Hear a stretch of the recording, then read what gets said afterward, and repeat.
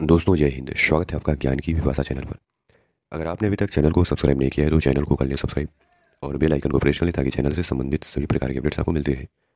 दोस्तों आज के इस वीडियो में हम बात करेंगे भारत सरकार की वाहन स्क्रैपिंग पॉलिसी यानी व्हीकल स्क्रैपिंग पॉलिसी के बारे में। तो आइए वीडियो को शुरू करते हैं। दोस्तों आज जो है दुनिया भर में ग्लोबल वार्मिंग यानी वैश्विक तापन की चर्चाएँ हो रही हैं, जलवायु परिवर्तन की चर्चाएँ हो रही हैं। यानी पृथ्वी का तापमान जो है बढ़ रहा है, इससे कई तरह की समस्याएं पैदा हो रही हैं। जलवायु परिवर्तन हो रहा है और जो प्राकृतिक चीज़ें हैं वो प्रदूषित हो रही हैं। और इन सब का जो कारण है कहीं ना कहीं हमारी मानवीय गतिविधियां ही हैं। संसाधन सीमित हैं और आबादी जो है बढ़ती ही जा रही है। और जैसे जैसे आबादी बढ़ती जा रही है संसाधनों पर दबाव बढ़ता जा रहा है।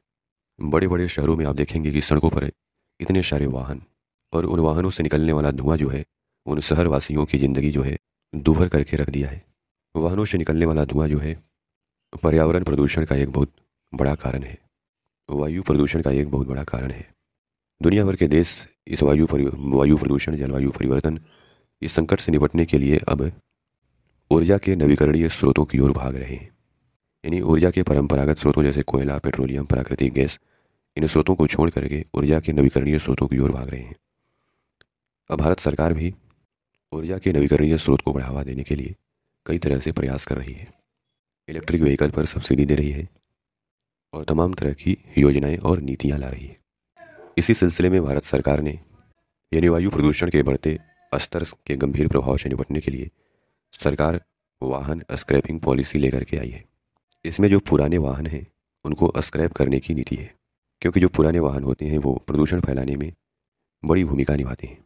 और सरकार की इस नीति में यह भी योजना है कि अगर आप पुराने वाहनों को स्क्रैप करवाते हैं और इलेक्ट्रिक व्हीकल पर शिफ्ट होते हैं तो आपको सब्सिडी दी जाती है। दोस्तों सरकार ने जो वाहन स्क्रैपिंग पॉलिसी लेकर के आई थी उसकी घोषणा 2021-22 के केंद्रीय बजट में की गई थी। और इस नीति का उद्देश्य था कि जो सड़कों पर पुराने वाहन दौड़ रहे हैं उन वाहनों की आबादी को कम करना। पुराने वाहनों को पुनः पंजीकरण से पहले फिटनेस टेस्ट पास करना होगा और नीति के अनुसार 15 वर्ष से ज़्यादा पुराने सरकारी वाणिज्यिक वाहन और 20 वर्ष से ज़्यादा पुराने निजी वाहन रद्द कर दिए जाएंगे। दोस्तों 2023-24 के बजट भाषण में वित्त मंत्री जी ने यह घोषणा किया था कि हम राज्यों को वाहन स्क्रैपिंग पॉलिसी को अमल करने के लिए पर्याप्त धन आवंटित करेंगे। दोस्तों सरकार की जो नीति है 1 अप्रैल 2022 से लागू है और सरकार का पहले ध्यान है सरकारी वाहनों के स्क्रैपिंग पर। इसके बारे में केंद्रीय सड़क परिवहन और राजमार्ग मंत्री नितिन गडकरी जी ने कहा था कि 1 अप्रैल 2023 से 15 साल से अधिक के सरकारी वाहन जो हैं सड़कों पर नहीं दौड़ेंगे। दोस्तों सरकार ने अपने इस नीति के तहत कई प्रावधान लेकर के आई है, जैसे पुराने वाहनों को पुनर्पंजीकरण से पहले फिटनेस टेस्ट पास करना होगा और नीति के अनुसार 15 साल से अधिक पुराने सरकारी वाणिज्यिक वाहनों और 20 साल से अधिक पुराने निजी वाहन रद्द कर दिए जाएंगे।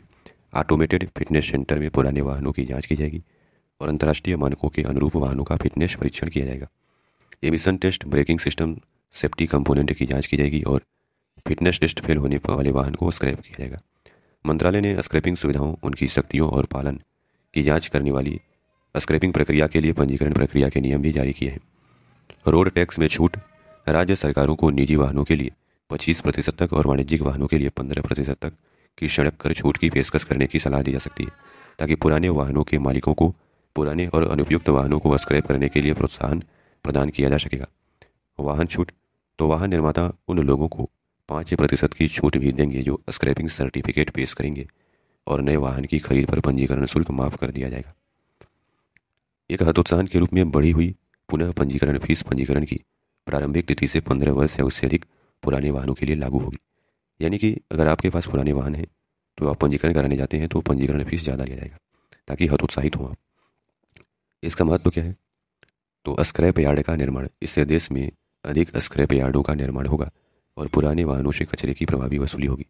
रोजगार, तो नए फिटनेस सेंटर खुलेंगे, 35,000 लोगों को रोजगार मिलेगा और 10,000 करोड़ रुपए का निवेश होगा। बेहतर राजस्व मिलेगा, तो यह भारी और मध्यम वाणिज्यिक वाहनों की बिक्री को बढ़ावा देगा और IL&FS infrastructure leasing and financial services को बढ़ावा मिलेगा। इस नीति से सरकारी खजाने को GST के जरिए करीब 30,000 से 40,000 करोड़ रुपए मिलने की उम्मीद है। धातु और प्लास्टिक के पुर्जों में पुनर्चक्रण से ऑटो कंपोनेंट की कीमतों में भारी गिरावट आएगी। जैसे जैसे रद्दी सामग्री सस्ती होगी, वाहन निर्माताओं की उत्पादन लागत भी कम होगी, प्रदूषण भी कम होगा। यह ईंधन दक्षता में सुधार करने और प्रदूषण को कम करने में मदद करेगा, क्योंकि पुराने वाहन 10 से 12 गुना अधिक पर्यावरण को प्रदूषित करते हैं। और अनुमान है कि 17 लाख मध्यम और भारी वाणिज्यिक वाहन 15 वर्ष से ज़्यादा पुराने हैं। सड़क परिवहन और राजमार्ग मंत्रालय की एक अधिसूचना के मुताबिक 1 अप्रैल से केंद्र और राज्य सरकारों के स्वामित्व वाले जो सरकारी वाहन हैं, जिनमें परिवहन निगम और सार्वजनिक क्षेत्र के उपक्रमों के स्वामित्व वाले बसें शामिल हैं, वो 15 साल से ज़्यादा पुराने हैं, उनका पंजीकरण रद्द किया जाएगा और स्क्रैप कर दिया जाएगा 1 अप्रैल 2023 से। अधिसूचना में कहा गया है कि देश की रक्षा और कानून व्यवस्था और आंतरिक सुरक्षा के रखरखाव के लिए परिचालन उद्देश्य के लिए इस्तेमाल किए जाने वाले स्पेशल पर्पस व्हीकल, बख्तरबंद और अन्य विशेष वाहन पर यह नियम लागू नहीं होगा। जो सेना यूज करती है उन पर यह कानून लागू नहीं होगा। इसमें बताया गया है कि ऐसे वाहनों का निपटारा वाहन के प्रारंभिक पंजीकरण की तारीख से 15 वर्ष की समाप्ति के बाद मोटर वाहन पंजीकरण और वाहन स्क्रैपिंग के कार्य नियम 2021 के मुताबिक स्थापित पंजीकृत वाहन स्क्रैपिंग सुविधा के जरिए सुरक्षित किया जाना चाहिए। जैसा कि पहले बताया कि केंद्रीय बजट 2021-22 में वाहन स्क्रैपिंग नीति घोषित की गई थी। निजी वाहनों के लिए 20 साल के बाद फिटनेस टेस्ट का प्रावधान है और कमर्शियल वाहनों के लिए यानी वाणिज्यिक वाहनों के लिए 15 साल के बाद फिटनेस टेस्ट का प्रावधान है, यानी 15 साल के बाद इन्हें फिटनेस टेस्ट से गुजरना पड़ेगा।